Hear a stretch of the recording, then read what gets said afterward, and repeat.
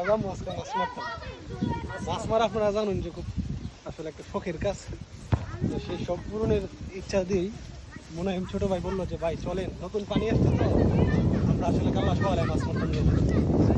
পরে কি করছে জানেন নি, শিবন ভাই সাথে সাথে গিয়ে জাল কিনে আনছে।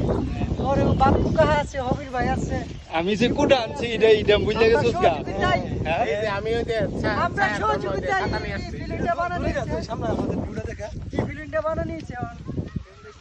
আপনারা আসলে দেখে বুঝতে পারছেন, গ্রামও না থাকলে এই ধরনের পরিবেশ উপভোগ করার কোনো সুযোগ নাই। খুব একটা আনন্দ হইব আজকে। পুরা ভিডিওটাই দেখবেন, দেখলে আপনাদের আশা করি ভালো লাগবে। সবচেয়ে বড় বিষয়, আপনার মাছ মারা এটা মানুষের একটা শখের কাজ। তবে শখ পূরণের কোনো বয়স নেই, কোনো রং নাই, কোনো ঢং নাই। শখ মানুষ যে কোনো সময় করতে পারে, যে কোনো সময় পূরণ করতে পারে।